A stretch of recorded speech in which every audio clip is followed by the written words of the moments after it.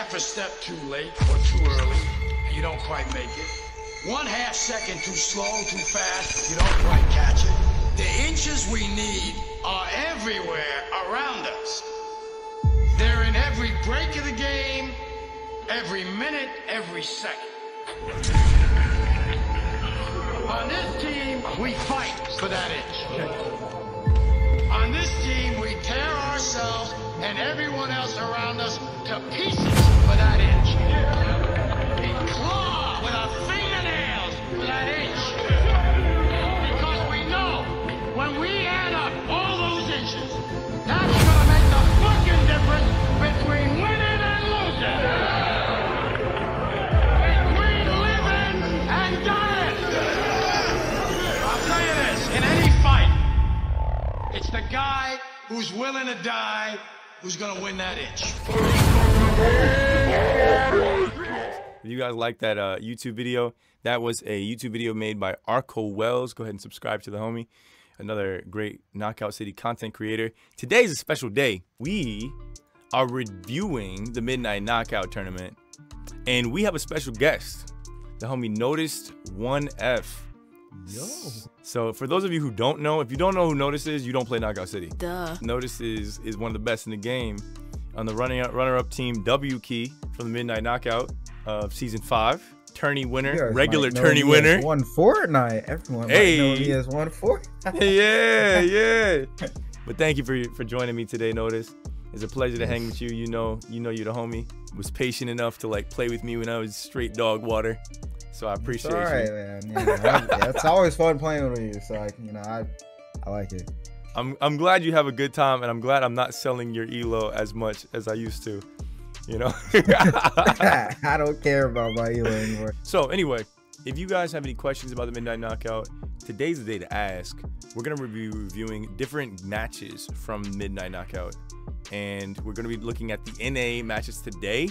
And the reason why we got Noticed here, not only because he's great and he's the homie, but also because he has insights into what they were thinking. Because if you watch the tournament, you could see what was happening, but you don't always know what's going on behind the scenes. So we got a little bit of behind the scenes action and insight here. So without further ado, I'm gonna switch over so that you guys can see. We're gonna try to skip ahead to the first match. And let's look at the bracket. These are our teams that we looked at. The Oatmeal Pies, Last Minute Andy was the homie Revis and the boys. I think was it Revis, Fake Stone, and was Doldy on the team? Yeah, it's Doldy. Oatmeal Pies, I believe that was Jerry's team? Yeah, Jerry's team. Jerry, Foxy, Nom Doms. Yep. Royalty, which is Bugsy's team. I think that was Bugsy. Naru. Yeah, there's Naru, Bugsy, and Paulie. But yeah, Paulie. Bugsy got subbed in for Galaxy, or Galaxy subbed in for Galaxy, Bugsy. Right. Yeah. Okay. The B-Men. I don't remember who was on that team. Do you? Well, which one? The B-Men. Trop. It was Trop, Drew, and Def, I think. Wish You Were Mine. That was Yeah, Ronnie was their backup. It was Sniz, Ref, and Drip. Oh, Sniz, Ref, Drip. Right. Okay. Yeah. And then Fourth Week Freddy's. Fourth Week Freddy's is Trop's team. And then the B-Man is somebody else. I forgot who B-Man was. All right, well, let's see. We got... Oh, Fields in them. Yeah, Fields, Valid, and yeah. For W Key, of course, Retried, Noticed, Rhino, 3 of the homies. And Physicality, which was Amin Lee, Bofa, and Dr. Garaloo, I believe. So stick around if you want to see some of the best gameplay and then what the best players have to say about it. Not the best. Notice, not me. I'm not the best. Anyway. Up and coming. I'm coming. Yeah, I'll take that. I'm coming. I'm on my way, Notice. I'm on my way. All right, so we got Fake Stone, Revis, and Bears, the homies. I forgot Bears was playing with them. I don't know why I thought. Doldrus, he didn't play, right? Doldrus didn't play? He didn't play, yeah. Okay. I think he had to work or something. Oh, okay. Well, shout out Bears. That's the homie. All right. Oatmeal Pies seems pretty stacked themselves. Jerebus, Nom Doms, and Fat Foxy Aim. Huh? Did he just say Fat Fox? Fat Foxy Aim. What? The casters, man. Gotta love it. Gotta love Skip. You'll see later, like they like you see later, like they calmed like one of the stupidest things I've ever heard. Like they thought like I did a stupid play when it was really not a stupid play. Well, good thing we have your insight to examine that. Yeah, I'll tell you guys what happened when we get to that part. Sounds good. All right, so we got Fat Foxy aim. Foxy not gonna like that. So here's what I'm seeing right now. This was the first time I'd ever seen Foxy and Jerry play together in tourney. Is that correct? I mean, Since been playing, they were like, in C'est La Vie. Yeah, I mean, they were playing velocities and stuff, obviously, and stuff before the 5K. So, like, right. I mean, they really had some practice together. All of them did. Okay. Ooh, fake stone caught flapping multiple times there. But here's an interesting fact, though. Jerry's team was actually, like, they were debating on whether choosing me or Foxy for their third. I talked to Jerry about that. Yeah, that was an interesting conversation. Yeah. What do you know why they chose Foxy instead of you? Really, I don't know. I guess it just really came down to like mechanics wise. I guess like Foxy definitely has like that over me, like the mechanics wise and stuff. But you know, like the reason why they're like hard debating me is because when I played with them, like we were just like me and Noms were like we had like that very good like get in play style, like that we can just like perma dash and like create space for them. And like Jerry was just able to do his play style, you know, just like front line and throw the ball. We were just giving him the ball, and me and Noms were like his like backup. Like we were just literally create room for Jerry's entrance. Like that's literally all it was. That makes sense. Like I don't know. I think that play style, doing that, helps Jerry accomplish what he needs to. Yeah, it makes his job easier. It does. Yeah. And especially since you're just as good a catcher. So, like, if they try to target you, you're catching, Jerry's catching, you guys can catch for each other. I think this match, the homies, the last minute Andes were just outmatched in skill and play style. But they were doing a really good job hanging in there. You know what I mean? I think they had better overall chemistry because they play together all the time. Well, no, that's a lie. Because you got Jerry and Noms play together all the time too. Yeah, they play. So I don't know. All the time. That was a close match. I didn't see any major mistakes by either team. Did you see anything major that you like? I didn't see like anybody like really sell. I mean, like really with this, when it comes to this team, man, like you just really got to be on your toes, man. You just have to be moving. Like these guys, like. It's just this, especially on this map, man. Like it's just all momentum, man. Like you really can't do much when one team has possession. Like you can just really only like kind of hope for the best. You get a wipe. If you get a wipe here, that's when you have to really like, all right, you know. So looks you like got this. Get balls, rotate in, you know. Jerry, from what I'm seeing right now, Jerry's getting really good angles on everyone. Dude, he's always constantly moving. That is why he's like so good at like wiping everyone, because he's so confident and just running in, knowing his teammates will support him. Like look at this. He's just looking to try to find any angle and just like, you know. And anybody who's like watching and trying to learn to get better, if you're noticing, Jerry rarely fakes. And the reason why he rarely fakes is one, if you have a player that's always throwing at you, like you're not expecting him to fake.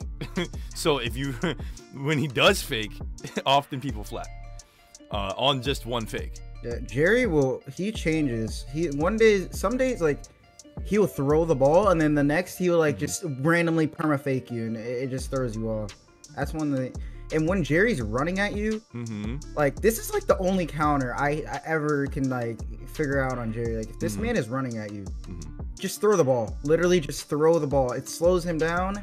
Whether it hits him or not, it literally just slows him down. Yeah. Because most of the time when Jerry runs at me, like I just chuck it at him and it works. Because he's not worried about like you throwing really at him. Catching. He's looking at any mistake you say. Like if he sees you fake when he's running at you, he's throwing that ball and letting it every time, and it's gonna hit you. And then he's just gonna like now that like the pressure's on, like you're mad, like you got hit, you lost your ball. Like now he's just gonna get in, fake you again for like a perma punish, and then you're just dead. And now he's just on to the next person. Yep. Like that makes sense. So, I started trying to do that myself because I realized if I have a ball in my hand. And Jerry's just always moving too. That's like another thing, man. He's just so good at like moving in and like cutting people off like right when you need it. Let's see if the last minute Andes figured anything out. I think this match, I don't remember 100%, but I think they started the Oatmeal Pies started to create just more of a gap between them. Good deflection by Fake. Yeah, Fake. The problem that he made was he dashed forward. The ball drop was good. He should have just kept running. But I think he thought his teammates would get there in time. And then they all got wiped. You know? At the first round was like relatively even because I think ball hold POV worked a little bit. And then second round it was 10-4 because I think Jerry and Noms, if you watch them fight, and Foxy too, they were just like getting better angles. They were getting better punishes. Good ball drop by Revis there. It's funny how casual and regular that's become. Yeah, like ball dropping. It's like but that's like I everything. still can't really do it. I can really do it, but I never do it in matches because I'm afraid of messing it up. Because I have done it, but when I'm cheap now, bro, I'll start juggling instead. I'll just juggle 2 balls in front of me when I'm running around. Like, and I have clips of me That's juggling. What Drip does. Yeah, bro, I'm just running with 2 balls really in front of me, and then that way somebody throws at me. And in a couple of my montages, I have clips of that. Like, someone just chucks it around the corner, like tries to surprise me, but I was already juggling, so the ball just gets deflected, and I just fight from there. Then I have 3 balls. It works very well. Yeah, he's a pretty good. Drip's really good at that. He's actually always doing that, surprisingly, when we're playing in scrims and stuff, because it allows us to keep the ball control too. Yeah, man. Like, we'll have every ball on the map, and he will literally juggle it to one spot so we can fight. It's pretty cool. I think that's an underrated skill. It really is though. And it's really good at it, man. If you get good at juggling the ball, man, shoot, you can just become. Oh, Jerry got eliminated. Mistakes were made. They're doing a good job. Really punishing. good at. No, they're really okay. So Jerry's team is really good at reading where you're gonna spawn at too. I don't know if you've noticed that, but they do jump people. They're literally pushing this where they think they're gonna spawn. So that way, like they're in a situation where they're left to only like the other team has like a player ball to throw to like try to look for balls. But they're not even really getting, this team is not really getting the chance to do that because they're already in the spawn, right? And then they're forced to fight with one player ball. Like that's not going to really end well. So that's one thing, and I probably should like work on like reading spawns and stuff like that, because that's how you like, if you get a wipe and if you can read what spawn they're gonna spawn at, like like that can like really help you win matches, because it allows you to like just constantly apply pressure on your enemies and stuff like that. Yeah, agreed. I think that's another like meta skill. Like if you can read spawns and know where people are going and kind of just, you can just run the whole match. This, man, they knew like to automatically here just to push ice. Yep. And Jerry's just getting in. He knows these guys are not gonna throw the ball because that's just the last minute Andy activity. They just don't like throwing the ball for some reason. But yeah, you know what it is. They're trying to punish, and if you don't give them anything to punish, I just had a conversation with somebody about this yesterday. Looks like they found their spawn again. They went to Alien and they're just trying to get out. Like Jerry saw Revis literally fake, he throws the ball and gets a hit. Yep. Literally, because he knew he was not gonna throw that ball, so like it was just a free punish. Like I've started trying to do, and this thing that you do that like I remember a while back when I first started trying to get better, I would play with Shadow a lot, and Shadow's like, I was like, Shadow, how come you always hit me when I'm doing something? And she's like, I'm trying to punish everything. She's like, I'm trying to punish fakes, I'm trying to punish dashes, I'm trying to punish when you're not paying attention, I'm trying to punish throws. And I didn't realize, like, some players, they only punish flaps. Some people only punish that's like I mean, Fuels, I don't know, I would say that's Fuels, but no, Fuels punishes anything you do, like, really. Yeah, if he sees you dash, he'll punish. If he sees you flap, he'll punish that. But if he doesn't really see anything out of you, he won't throw the ball. Or if he thinks you might catch it, then he'll add an extra fake in there. But it looks like both matches that they had against the last minute Andes, both matches, the last minute Andes put up a good fight at the beginning, and they just couldn't like hold it down. You know what I mean? Yeah. Like they would put up a fight at the beginning, and they would get to like 9 or 8, and they just couldn't clutch the match. And sometimes you need that clutch gene, bro. Like I know you have it. I know Rhino has it, because y'all have, like, in the rare instances that I'm ahead of you guys in a match, I've lost sometimes just because, like, you pull some nonsense that makes me mad and then I still lose.